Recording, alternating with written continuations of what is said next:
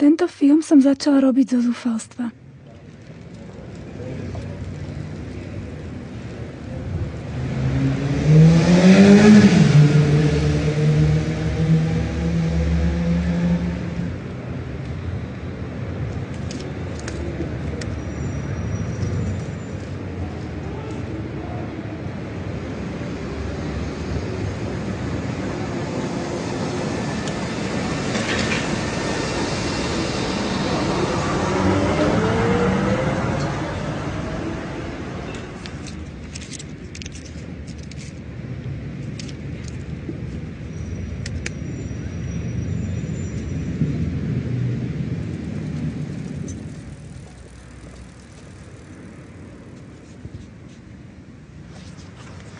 Čo som tu dať ten štátny znak?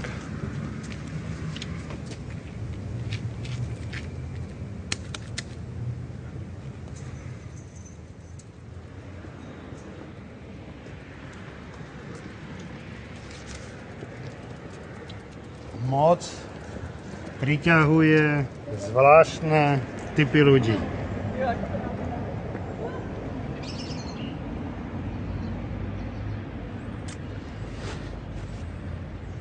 Ja neviem.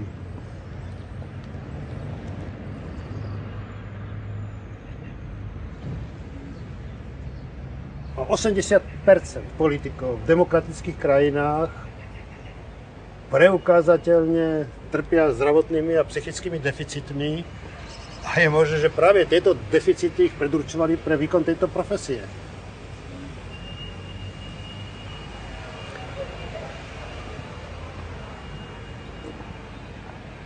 Ja by som teda bol celkom rád, keby som mal aspoň v tejto veci istotu, že predstavitelia štátu, v ktorom žijem, sú psychicky a mentálne zdraví.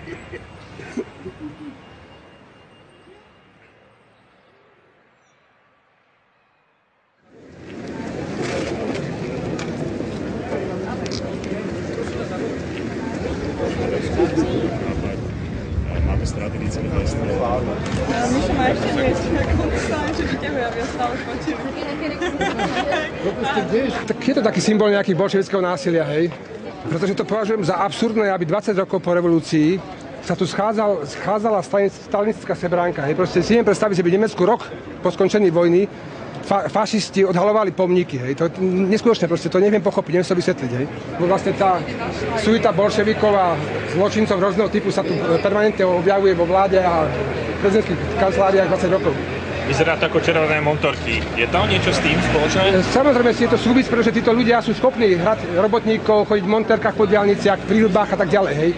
Oni sa hrajú, že pracujú pre týchto občanov tohto štátu. Oni hrajú to divadlo, hej. A akým hravom máte dnes na hrad, ktorý je majetok štátu? Toto je výpka. Taká výpka? Jak môže byť výpka majetok štátu? Poďte, máme iba svoje príkazy, máte svoje. Ale to sú príkazy Kremlu alebo koho pre Boha?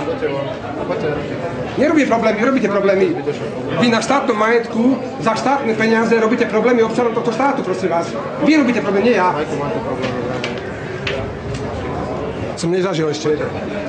Poďte, musíte sa jítať cez veľkú bránu. Nepôjdem odtiaľto preč.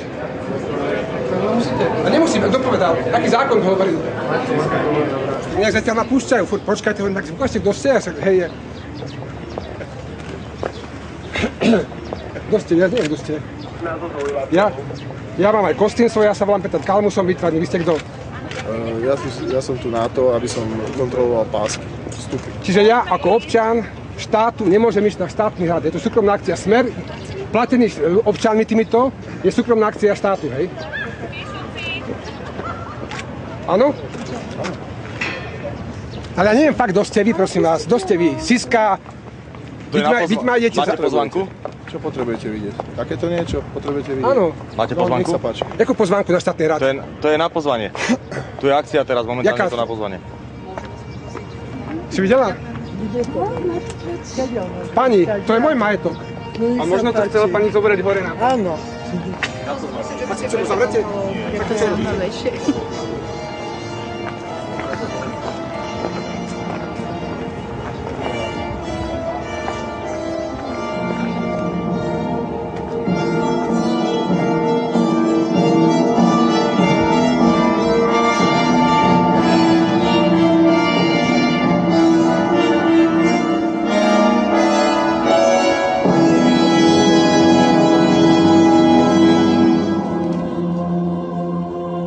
Tvár mladá s korunou na hlave ukazuje dôstojnosť Slovákov.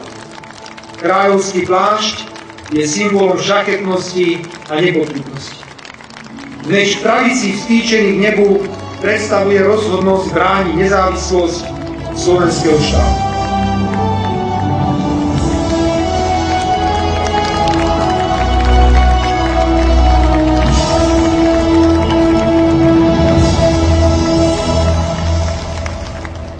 Pozri sa mi do kamery. Trošku sa mi tak otočí. No ale to mi tak debilne fučí, akurát presne naopak. No ale tak čo mám robiť? Tak sa na to vysadme. Odhalovanie sochy len 5 dní pred voľbami. Vraj náhoda.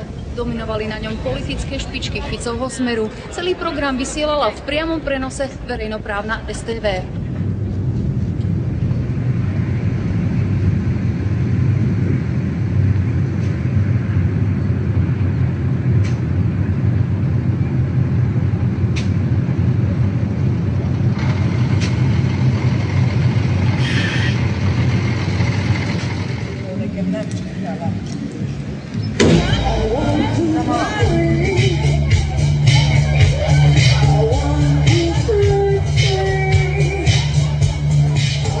Áno, poprosím, poďte pretekári, poďte sem dopredu, pozbuďte Miška Kuču, poďte pretekári profesionáli. Pane, dostaňte za čárou, prosím vás. Ale Mišo samé! Súťaž pití piva, Miško Kuča, pozbuďme ho, Miška Kuču. A je to tam. Pozbuďujeme Miška Kuču, dajme mu energiu, aby dokázal prekonať slovenský rekord. Miško musí zlíť. Nedá sa, nič sa nedá robiť. Podmienky sú ťažké, ale áno. Ja som z motorkárskeho klubu Venture Slovakia a prišli sme podporiť Slovenskú národnú stranu. Ako s motorkou? Ale kolegovia žiaľ nemohli prísť, lebo prší všade na okolí Handlovej. Slovensko. To je srdce, to je srdce Slovenska. To je snad samozrejme, to je jasné každému. Že bez Slovenskej národnej strany by nás okolité štáty doslova nepovažovali za samostatný štát. Slovenská národná strana prezentuje všetko, myslenie Slovákov, ich cit, ich nálady. A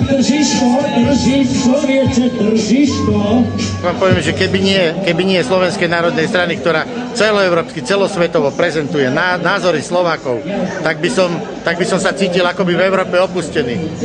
Takže skutočne pociťujem prácu Slovenskej národnej strany ako jediného garanta presadzovania záujmov Slovenska v Európe, vo svete. Tak to cítime srdcom. Áno. A vidieť, že šuhajci dávajú pívko, lebo je zadarmo, však jasné. Aj vďaka Slovenskej národnej strane a vďaka mestu. Chcem počuť. Držíš. Proste Slovánci, no. Máme víťaza, ktorý vydržal veľký pokles, ale stále drží. Drží, lebo chce nám ukázať, aký je silný. Ideme do toho, zasícajme! Do toho! Čo pozbudzeme? Herko, ideš! Herko! Áno, pozbudzeme! Áno, Herko! A čas! A je raz! Stojíme! 15 sekúnd! Ideme do toho! Áno! Takže ďakujem mene Slovenskej asociácie silných mužov, že nás privítalo toto mesto a že nás privítala Slovenská národná strana, ktorá je jediná najstaršia národná strana nášho štátu. Veľká vďaka. Prichádzajú k vám tí, ktorých česť, spravodlivosť a vytrvalosť vedú k ich osobným, charakterovým, malým či veľkým víťazstvom. Slovenskí siláci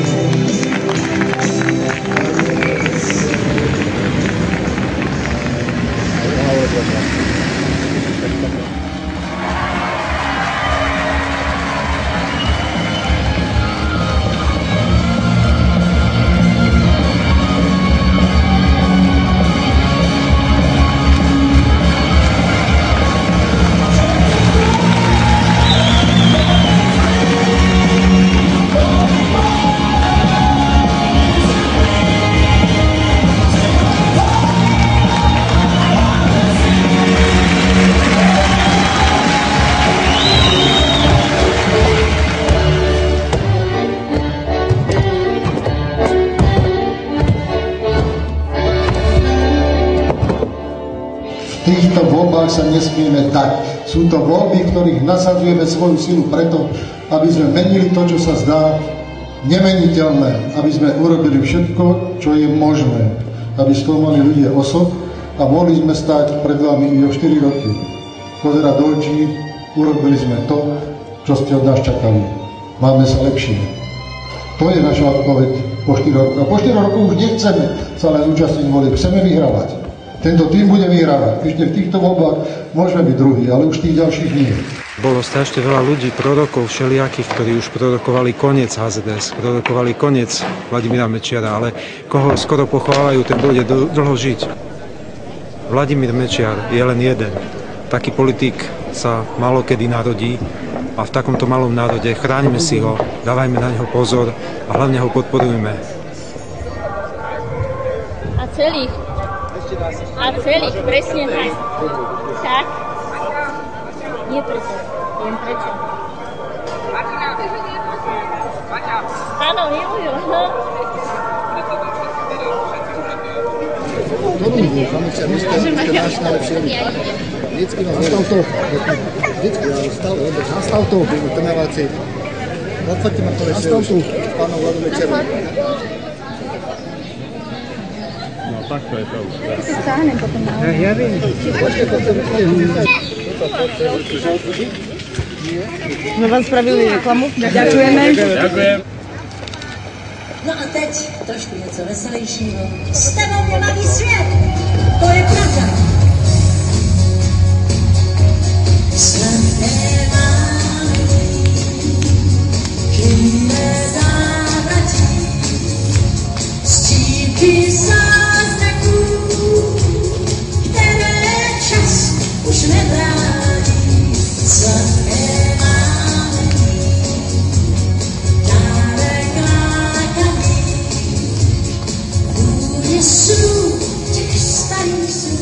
Otvorenie tohto posledného diaľničného úseku na mimoriadne frekventovanej trase Bratislava-Žilina z dopravného významu znamená odstránenie neslávne známeho dopravného lievika menom Považská Bystrica. Všetci dnes potvrdzujú, že ak má Slovensko v roku 2010 najvyšší hospodárský